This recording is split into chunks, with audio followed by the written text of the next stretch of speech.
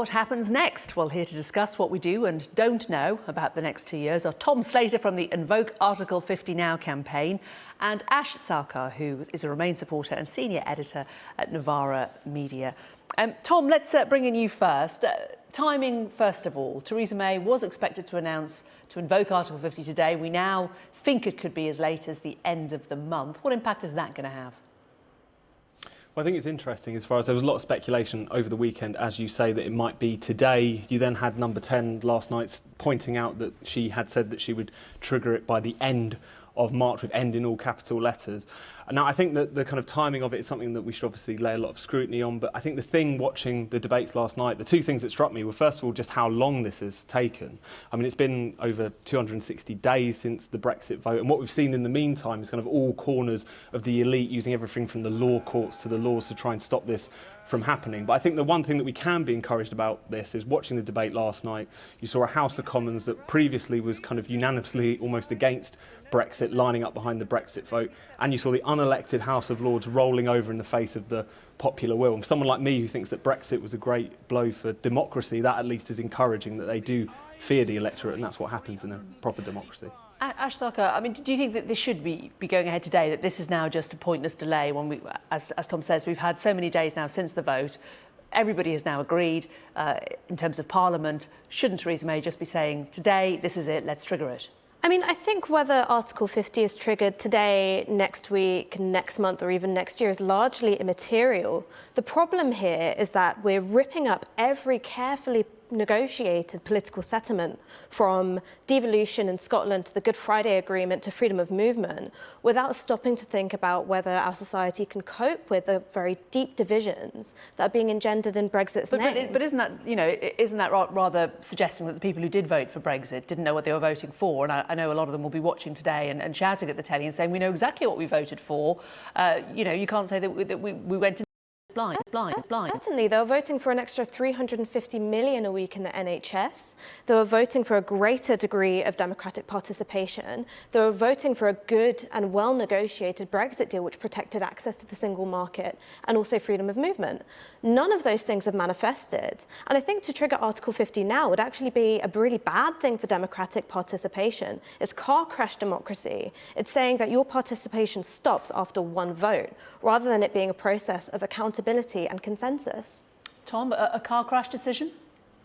Well, I think that's exactly the problem with what we've got so far, is this kind of scaremongering about what might happen is just, to me, another extension of Project Fear. And I think the things that we're hearing around all these questions completely misunderstands the Brexit vote. I mean, to suggest that it would be bad for democracy to delay enacting the Brexit vote, the biggest democratic mandate in British political history, even further, is, to me, staggering. And I think what people need to recognise is that whether it comes to what might happen in the negotiations, what the new settlement might be, what rights are and aren't retrieved from Brussels, what was very clear in terms of the Brexit vote was that people recognised, I think, that there was going to be some instability. They recognised in the short term they might even be a little bit worse off. But shock horror, they thought that the principle of democracy, of controlling the laws in which the country in which you live, was more important. So I think more of this fear-mongering to the ends of just basically trying to kick Brexit further into the long grass, I think misunderstands the Brexit vote and underlies the kind of anti-democratic problem that we've seen spring up ever since it. So are you fear-mongering, Ash?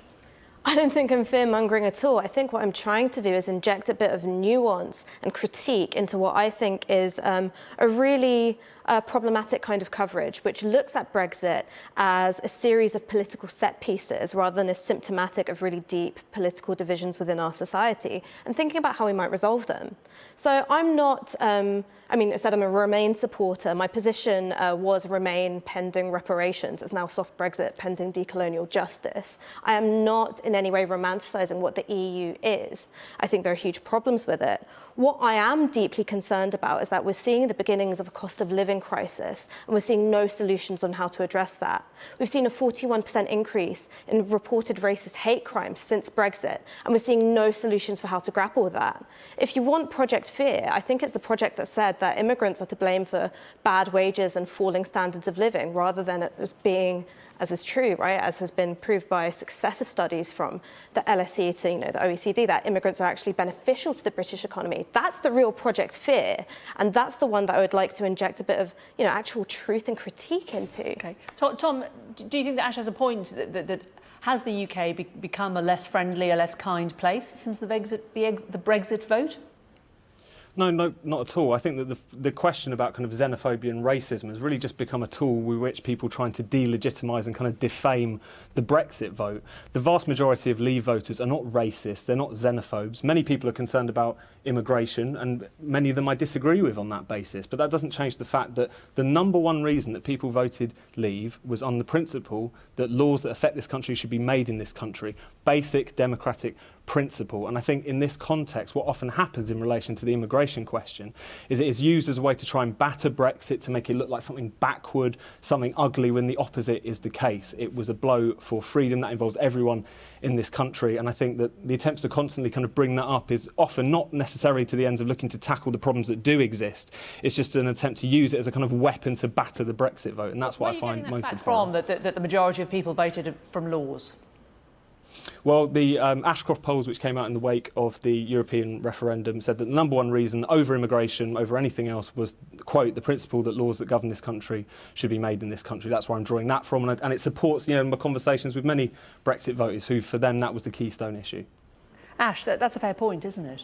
I mean, the Lord Ashcroft polls actually said that in terms of how the Leave vote was able to kind of coalesce sentiments that were already there, immigration and multiculturalism were some of the most important. It was roughly around 81%, 79%. If you thought those were bad things for society, you were likely to vote Brexit. So that's what I mean by treating Brexit as a symptom rather than a kind of piece of political posturing, right? So for me, Article 50 is less of an important issue than it is to address these things head on. I really resent the implication that reports of racist hate crime are cynical. Either you think that's a bad thing, right, and you want to tackle it, and you want to rid this country of xenophobia and racism, you want to grow constructive links between communities, or you don't, right? That's the point I'm making here. All right, we're going to leave it there. A lot to talk about, many weeks and months ahead of us to talk about it further. Ash Sarkar from Novara Media and Tom Slater from Spiked Online, thank you both very much.